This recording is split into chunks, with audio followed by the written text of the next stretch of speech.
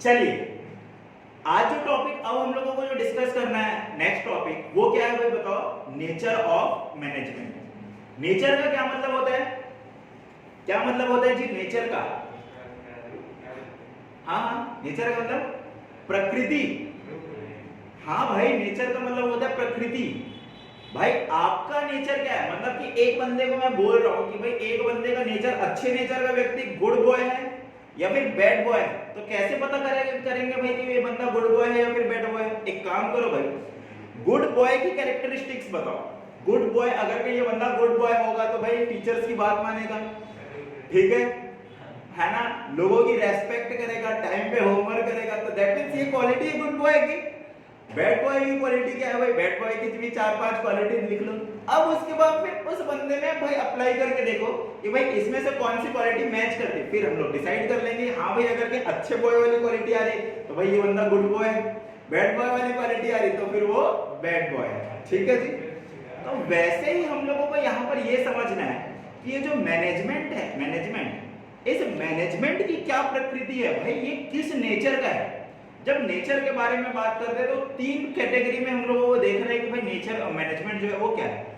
क्या क्या तीन कैटेगरी है कि मैनेजमेंट, क्या ये जो मैनेजमेंट आर्ट्स है, क्या ये मैनेजमेंट साइंस है, या फिर ये मैनेजमेंट प्रोफेशन है। इन तीन कैटेगरी में हम लोगों को देखना है कि मैनेजमेंट क्या आर्ट में आता है या साइंस में आता है या प्रोफेशन में आता है। ओके, तो कैसे देखेंगे? मैंने आप लोगों को बता दिया। एक काम करेंगे, आर्ट का क्या मतलब होता है वो बता दो, आर्ट के क्या कैरेक्टरिस्टिक है वो बता दो, फिर हम लोग कंपेयर करेंगे कि क्या ये आर्ट के कैरेक्टरिस्टिक मैनेजमेंट के अंदर आते हैं क्या। अगर कहीं आते होंगे तो हम लोग बोलेंगे कि हाँ जी मैनेजमेंट तो आर्ट है। फिर देखो भाई साइंस, साइंस का मतलब क्या होता है, साइंस का कैरेक्टरिस्टिक देखो, फिर भाई मैनेजमेंट के कैरेक्टरिस्टिक से वो कंपेयर करके देखो कि क्या साइंस के जो कैरेक्टरिस्टिक है वो मैनेजमेंट में फुलफिल हो रहे हैं या फिर नहीं। फिर सिमिलरली हम लोग ये काम किसमें भी कर लेंगे, प्रोफेशन में भी कर लेंगे, ठीक है। तो नेचर ऑफ मैनेजमेंट में हम लोगों को तीन चीजों से कंपेयर करना है, as a management as art, दूसरा मैनेजमेंट एज साइंस, और तीसरा मैनेजमेंट एज प्रोफेशन, ठीक है। चलिए जी देखते हैं क्या मतलब होता है जी आर्ट का, बताओ तो। कला। आर्ट का मतलब होता है कला। कला का मतलब क्या हुआ? जैसे कि डांस, डांस क्या एक आर्ट है क्या? बिल्कुल एक आर्ट है। क्या गाना गाना एक आर्ट है क्या? बिल्कुल एक आर्ट है। सिंगिंग एक आर्ट है। आर्ट बनाना, मेहंदी बनाना एक आर्ट है। रंगोली बनाना एक आर्ट है, ठीक है। लेकिन भाई है क्या ये आर्ट? तो देखिए क्या लिखा हुआ है, art refer to skilful and personal application of existing knowledge acquired through study, observation and the experience. मतलब कि क्या हुआ?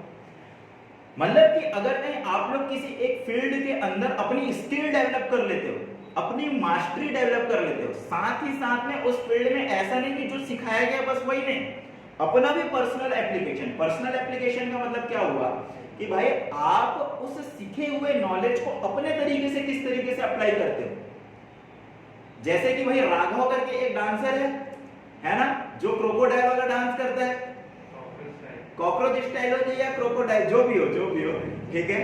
आप लोगों से मैं नीचे जनरेशन का हूं तो फिर मेरे को कम पता होगा, ठीक है।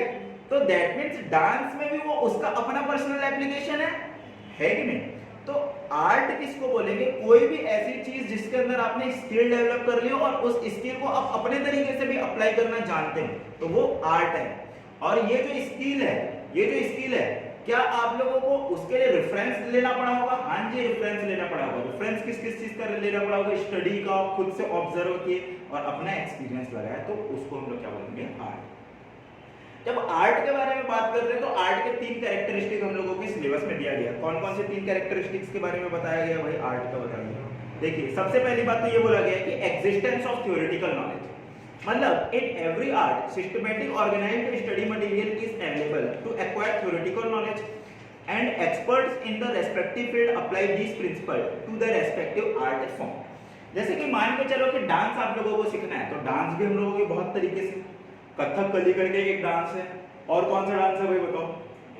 हिप हॉप है, और बताओ वेस्टर्न है, और क्या है? सालसा करके है, बेली डांस है, ठीक है, और बहुत सारे डांस है।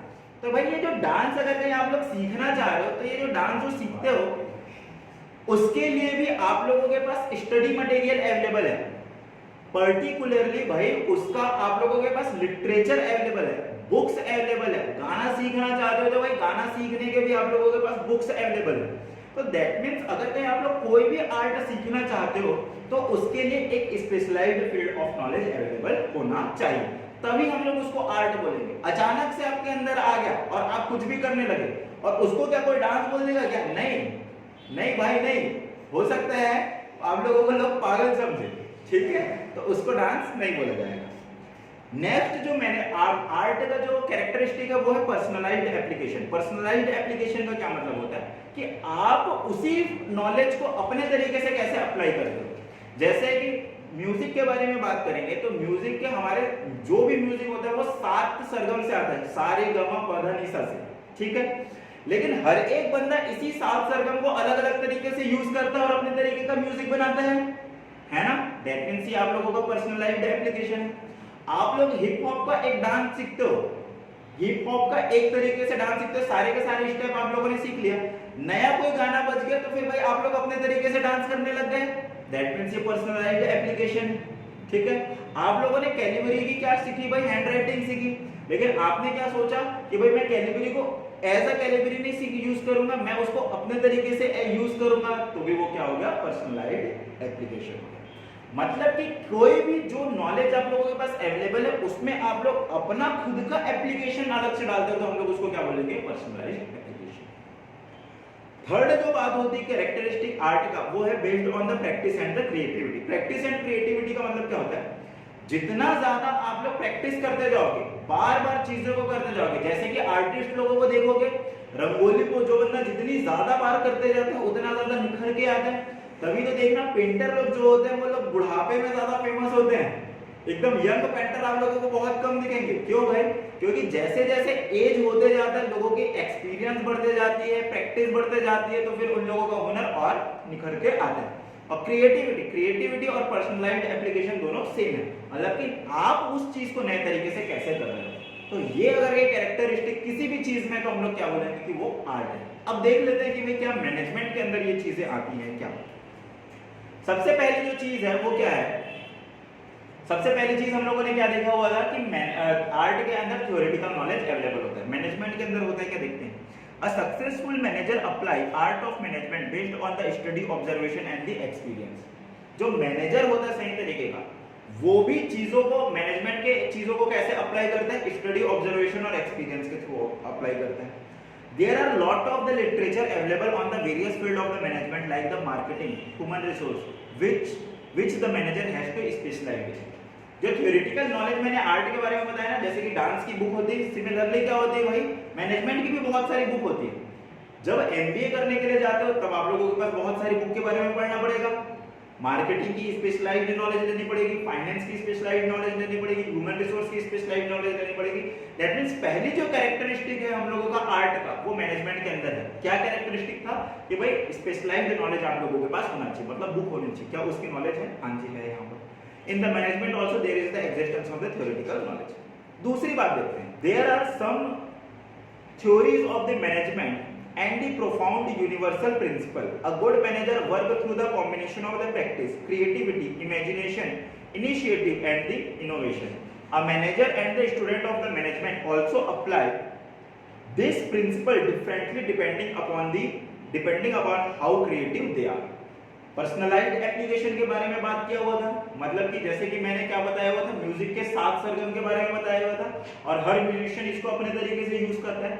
सिमिलरली अगर कहीं दो बंदे आईआईएम से निकले हुए हैं, इंडियन इंस्टीट्यूट ऑफ मैनेजमेंट से निकले हुए हैं, आईआईएम से मैनेजर बनकर निकले हुए, सेम सिचुएशन दोनों बंदे के पास आती है, पढ़ाई तो दोनों ने सेम की हुई, तो क्या मेरे को बताओ दोनों के दोनों सेम तरीके से चीजों को डील करेंगे क्या? नहीं, लोग अपने अपने तरीके से डील करेंगे, जो भी उन लोगों को बेस्ट सूट लगेगा। दैट मींस जो नॉलेज उन्होंने लिया उसको उन्होंने अपने तरीके से अप्लाई करें। दैट मींस सेकंड भी जो हम लोगों का कैरेक्टरिस्टिक था पर्सनलाइज्ड एप्लीकेशन, मतलब आप अपने तरीके से मैनेज कर रहे हो, वो भी हम लोगों का किसके अंदर? मैनेजमेंट के अंदर अवेलेबल है।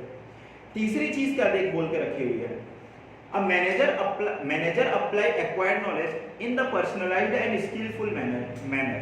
The more he apply these knowledge, the more he gained the experience in the field and eventually he developed his own theory which give rise to the different style of the management. मैंने art के अंदर क्या बताया हुआ था, जितना ज्यादा आप लोग आर्ट को प्रैक्टिस करते जाओगे उतना ज्यादा आप लोग उसके अंदर एक्सपर्ट होते जाओगे। सिमिलरली मैनेजमेंट के अंदर भी ऐसा है कि मैनेजर को अगर कोई बार बार सोच रहा है कि हाँ भाई इस पर्टिकुलर सिचुएशन को इन 4 तरीके से डील किया जा सकता है, इन 4 में से मैं इस तरीके से डील करूंगा और मेरा खुद का अपना तरीका होगा, जब बार बार आप लोग इसको प्रैक्टिस करते जाओगे तो हो सकता है कि आप लोग इतने लीजेंड मैनेजर बन जाओ कि भाई एक नया मैनेजमेंट थ्योरी आ जाए। और थ्योरी क्या आ जाए भाई, एक काम करते हैं कि हम लोग इसको किसके तरीके से डील करें भाई, देवाशीष की थ्योरी से डील करें, विभा की थ्योरी से डील करें, ठीक है। ह्यूमन रिसोर्स को मैनेज करना है भाई पूर्वा की थ्योरी से। तो ऐसे भी थ्योरी हम लोगों की क्या हो सकती है भाई, डेवलप हो सकती है। तो वही बोला गया है कि जितना ज्यादा आप लोग क्रिएटिव तरीके से करोगे, पर्सनलाइज्ड तरीके से करोगे, प्रैक्टिस तरीके से करोगे, उतने ज्यादा आप लोग मास्टर होते जाओगे मैनेजमेंट के अंदर, ठीक है। तो ये क्वेश्चन आप लोगों को डायरेक्टली आ सकता है 3 नंबर 4 नंबर का कि एक्सप्लेन करो कि क्या मैनेजमेंट एज अ आर्ट है क्या। तो आप लोगों को क्या लिखना है कि हाँ जी मैनेजमेंट एज अ आर्ट है। क्यों? क्योंकि मैनेजमेंट जो है वो आर्ट की तीनों कैरेक्टरिस्टिक को फुलफिल करता है, ठीक है जी। ओके, आगे बढ़े, आगे बढ़े। चलिए जी देखिए, नेक्स्ट टॉपिक जो है हम लोगों का management as science. Management as science हम लोगों का क्या है, क्या लिखा हुआ है, science is systematic body of knowledge that explain certain general truth and explain operation of general law. मतलब क्या होता है साइंस का, मतलब क्या होता है, साइंस हम लोगों को कुछ ट्रूथ बताता है जो सबके लिए एक जैसे एप्लीकेबल होते हैं। जैसे कि भाई अगर किसी भी चीज को आप लोग छोड़ दोगे खुला तो वो नीचे ही आएगा, कभी भी ऊपर नहीं जा सकता। ये साइंस का कंसेप्ट है, लॉ ऑफ ग्रेविटी है हम लोगों का। कुछ लॉ ऑफ मोशन भी पढ़े हुए थे आप लोग ने, क्या लॉ ऑफ मोशन होता था कोई भाई, क्या होता था लॉ ऑफ मोशन, बताओ तो, नहीं पता। मतलब कि हर एक काम का इक्वल एंड अपोजिट रिएक्शन होता है, every action has equal and opposite reaction, यही होता है ना भाई लॉ ऑफ मोशन, ठीक है। तो दैट मींस जो हम लोगों का साइंस होता है वो हम लोगों को जनरल ट्रुथ के बारे में बताता है कि भाई यही सच है। अब ऐसा नहीं है कि इस सिचुएशन के लिए अलग सच हो जाएगा, उस सिचुएशन के लिए अलग सच हो जाएगा, ऐसा नहीं है। और साथ ही साथ में कुछ जनरल लॉ के बारे में बताता है। इसके 3 फीचर के बारे में हम लोगों को बताया गया है कि भाई साइंस की भी हम लोगों की सिस्टमैटिक बॉडी ऑफ नॉलेज होती है। दूसरी बात, प्रिंसिपल जो डेवलप होते हैं साइंस के वो किस तरीके से डेवलप होते हैं भाई, एक्सपेरिमेंटेशन के थ्रू। और तीसरी बात, साइंस जो है वो यूनिवर्सली एप्लीकेबल होता है। देख लेते हैं भाई आगे क्या होता है। Systematic body of knowledge, its principles are based on the cause effect relationship. For example, the phenomena of the apple falling from tree toward the ground is explained by the law of gravity. मतलब कि science के जो भी principal होंगे, बहुत सारे principal होते हैं भाई। जैसे कि 2 प्रिंसिपल के बारे में हम लोगों ने देखा, एक को देखा हम लोगों ने लॉ ऑफ ग्रेविटी और एक और हम लोगों ने लॉ ऑफ मोशन। तो बेसिकली ये हम लोगों का कॉज एंड इफेक्ट को बताया है। कॉज एंड इफेक्ट का मतलब अगर कहीं एप्पल ट्री से गिरेगा, ये कॉज है, तो भाई वो नीचे ही आएगा, वो इफेक्ट हो गया उसका। दूसरी बात, लॉ ऑफ मोशन, अगर कहीं आप लोग किसी एक चीज को जोर से धक्का दोगे तो भाई पीछे भी रिवर्स उसका इफेक्ट आएगा, ये हम लोगों का कॉज एंड इफेक्ट हो गया। तो दैट मींस लॉ ऑफ जो साइंस है वो किस हिसाब से डेवलप होते हैं, हम लोगों के कॉज और इफेक्ट से डेवलप होते हैं, ठीक है। ये सबसे पहली बात। दूसरी बात क्या बोला जा रहा है, principle are based on the experimentation. जो साइंस के प्रिंसिपल होते हैं वो ऐसा नहीं कि भाई कि आप लोग ध्यान में बैठे हुए अचानक से आप लोगों के पास टपक गया, ये ऐसा नहीं होता। बार बार अगर कहीं आप लोग चीजों को देख रहे हो और कर रहे हो तो वो हम लोगों का क्या होता है भाई, साइंस और वो होता है हम लोगों का प्रिंसिपल ऑफ एक्सपेरिमेंटेशन। मतलब कि जो भी प्रिंसिपल साइंस के डेवलप होते हैं वो एक्सपेरिमेंट, बार बार चीजों को करते जाओगे तब तक वो चीजें आप लोगों की डेवलप होती जाती है, ठीक है। क्या लिखा हुआ है, scientific principles are first developed through the observation and tested through the repetition experimentation under the controlled environment. और लास्ट बात जो लिखी हुई है वो क्या लिखी हुई है, universal applicability. Scientific principle has the universal applicability and application. मतलब कि जैसे कि इंडिया के अंदर वाटर बनाने का फॉर्मूला H2O है, दैट मींस हाइड्रोजन के 2 मॉलिक्यूल और ऑक्सीजन के 1 मॉलिक्यूल को लेते हो तो फिर आप लोगों का वाटर बनता है। तो क्या पाकिस्तान में ये फॉर्मूला चेंज हो जाएगा क्या? ये पाकिस्तान के अंदर फॉर्मूला चेंज नहीं होगा भाई, मोबाइल बंद कर दो अपना, तुम नहीं पकड़े हुए हो, ठीक है।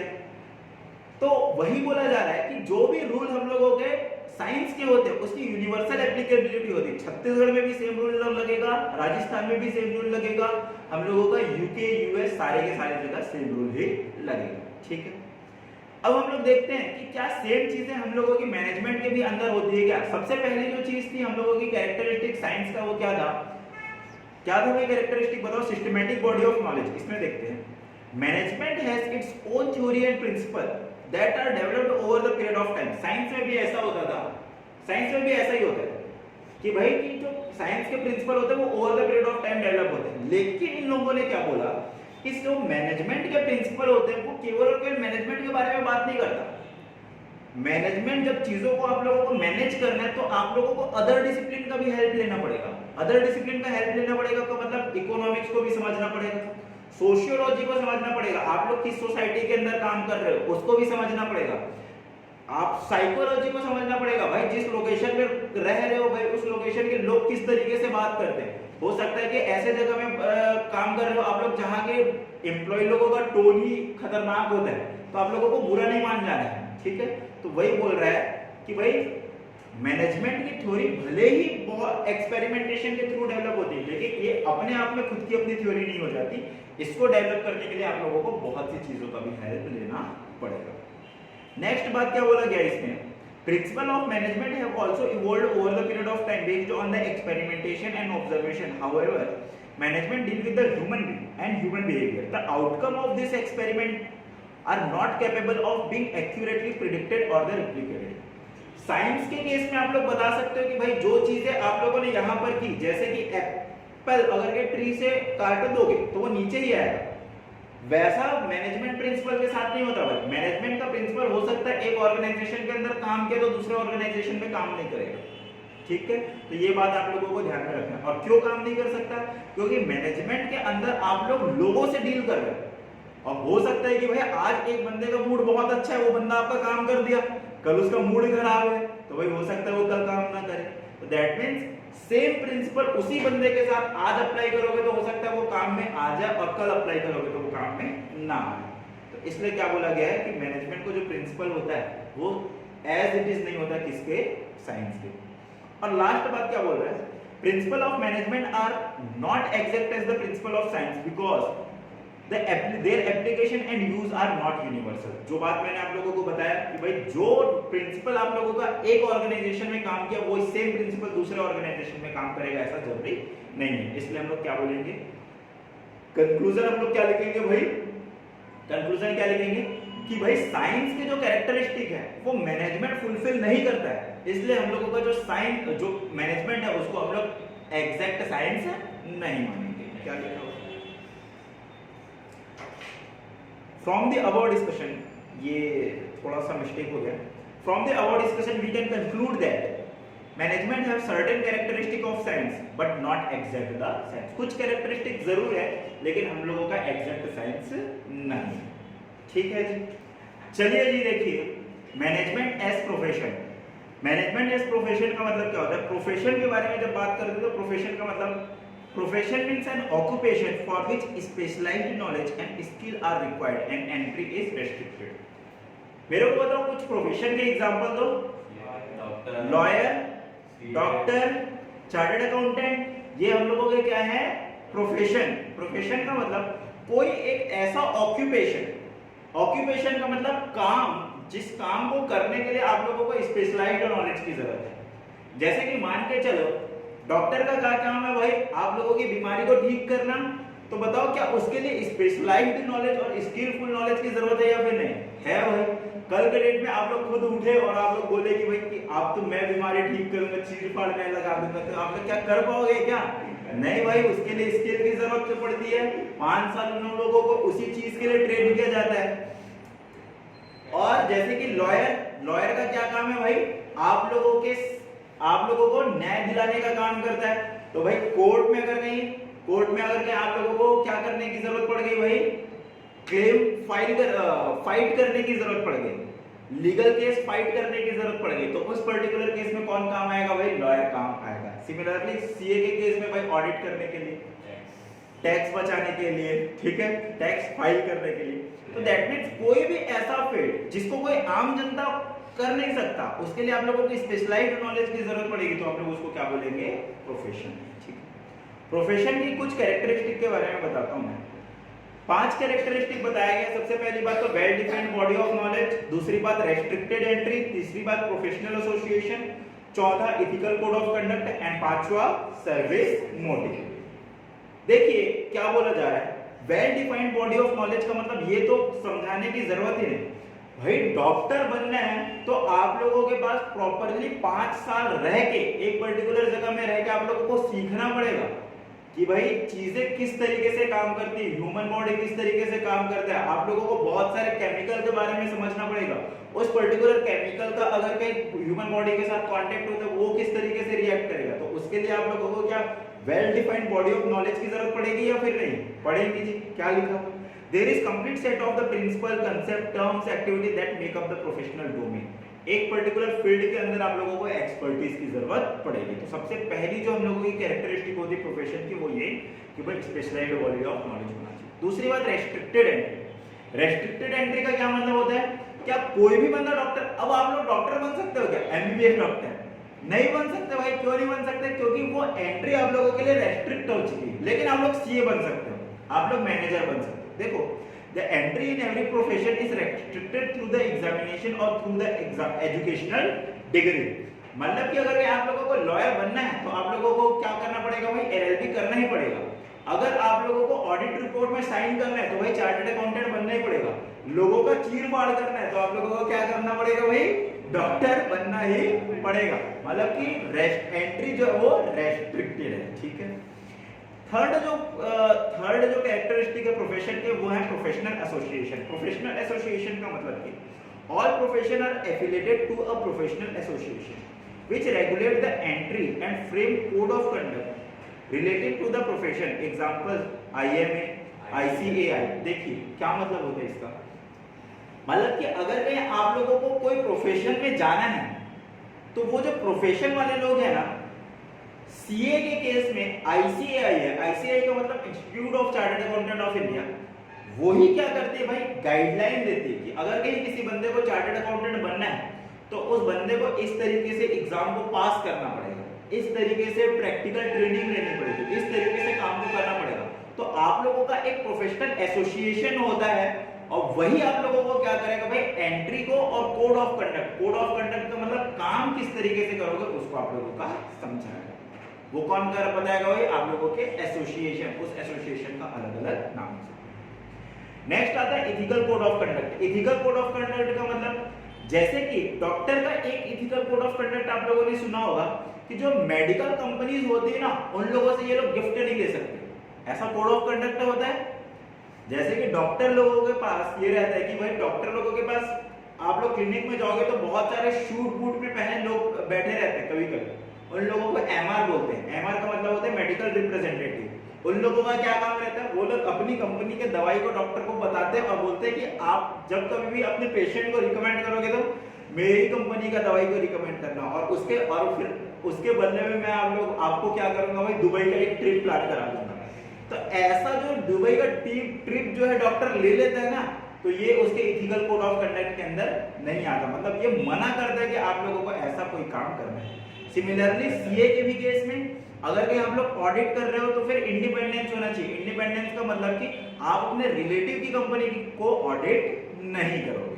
ठीक है, तो ऐसे बहुत सारे कोड ऑफ कंडक्ट किसके अंदर बने होते हैं भाई, बताओ तो किसके अंदर बने होते हैं, प्रोफेशन के अंदर बने होते हैं। और लास्ट पॉइंट जो लिखा हुआ है वो सर्विस मोटिव। सर्विस मोटिव का मतलब ये होता है कि भाई जब कभी भी प्रोफेशन के बारे में बात करते हैं तो आप लोग भाई अपनी फीस तो लो ही लो, क्योंकि भाई आप लोग मुफ्त में काम करने तो बैठे नहीं हो, लेकिन वो काम करते साथ साथ आप लोगों को क्या भी करना है भाई, सामने वाले बंदे को जस्टिस दिलाना है। जस्टिस दिलाने का मतलब आपको अपने काम के साथ जस्टिस करना है। ऑडिट करना, मैं सही तरीके से ऑडिट करूं भाई, उसको सही गाइडलाइन दो किस तरीके से आप लोगों को काम को करना है। दूसरी बात, अगर कोई डॉक्टर हो तो ऐसा मत करो कि भाई जबरदस्ती उसका फीस बढ़े इसलिए आप लोग जबरदस्ती उसको हॉस्पिटल के अंदर लिटा के रखे हो, डिस्चार्ज ही नहीं कर रहे। ठीक है, तो दैट। और लॉयर हो तो लॉयर का इसका ये मतलब नहीं कि भाई सामने वाली पार्टी से आप लोग मिल गए और बोल दिए कि भाई मैं एक काम करता हूं, इसका केस हारूंगा, तुम मुझे कुछ पैसे दे देना। तो ऐसा आप लोगों को नहीं करना है। प्रोफेशन के केस में क्या बोल रहा है कि आप लोगों की मोटिव क्या होती है, सर्विस मोटिव होती है। अब देखते हैं क्या मैनेजमेंट के अंदर भी ऐसी चीजें होती है क्या। देखो भाई नॉलेज के बारे में तो हम लोगों ने हर केस में जान लिया कि भाई मैनेजमेंट के अंदर स्पेशलाइज्ड नॉलेज हम लोगों का होता है, आईआईएम प्रोवाइड करता है, बहुत सारे बुक्स होते हैं। लेकिन भाई कोई रेस्ट्रिक्शन होता है क्या एंट्री का कोई रेस्ट्रिक्शन नहीं है। जैसे कि आप लोगों को ऑडिट रिपोर्ट साइन करना है तो सीए ही साइन करेगा, लेकिन मैं अपनी कंपनी के अंदर रुद्र को अगर कोई मैनेजर बनाना चाहता हूं तो क्या कोई मेरे को मना कर सकता है क्या? नहीं भाई, चाहे वो कुछ करे चाहे ना करे, लेकिन भाई मेरी मर्जी रुद्र को मैनेजर बनाना है तो मैं बना सकता हूं। ठीक है जी, पैसा तो मिलेगा भाई, मैनेजर है तो मिलेगा ही मिलेगा। ठीक है, और एक और बात, और तीसरी बात प्रोफेशनल एसोसिएशन के बारे में बात करें तो फॉर्मल कोई प्रोफेशनल एसोसिएशन नहीं है मैनेजर लोगों का जिनके साथ आप लोगों को जुड़ना बहुत जरूरी है, लेकिन फिर भी कुछ प्रोफेशनल एसोसिएशन है ही है, जैसे कि ऑल इंडिया मैनेजमेंट एसोसिएशन। लेकिन हर मैनेजर के लिए कोई कंपल्सन नहीं है कि आप लोगों को इसके अंदर जुड़ना है। जैसे कि सीए लोगों को कंपल्सन है भाई कि आप लोगों को आईसीआई का मेंबर होना चाहिए, तभी जाके आप लोग सीए लिख सकते हो। सिमिलरली लॉयर लोगों को बार काउंसिल का मेंबर होना बहुत जरूरी होता है, तो वही बोला जा रहा है कि ऐसा कोई भी कंपल्शन किसके अंदर नहीं है, मैनेजमेंट के अंदर नहीं। और तीसरी बात भाई सर्विस मोटिव, जब मैनेजमेंट आप किसी भी मैनेजर कभी भी बनते हो किसी भी ऑर्गेनाइजेशन के लिए, तो आपकी ऑब्जेक्टिव क्या होती है कि ऑर्गेनाइजेशन के गोल को आप लोग अचीव करो। अब हो सकता है कि ऑर्गेनाइजेशन का गोल भी हो कि हम लोगों को प्रॉफिट मैक्सिमाइज करना है, तो वो भी हम लोगों का सर्विस मोटिव भी यहाँ पर फुलफिल नहीं होता। तो कंक्लूजन हम लोग यही कर सकते हैं कि ऑल फीचर जो है हम लोगों के मैनेजमेंट के वो इसके अंदर नहीं है, तो हम लोग मैनेजमेंट को प्रोफेशन नहीं मान सकते। ठीक है जी, तो आज के लिए बस इतना ही, मिलते हैं आप लोगों से कल। ठीक है, चलिए, हैव अ गुड डे।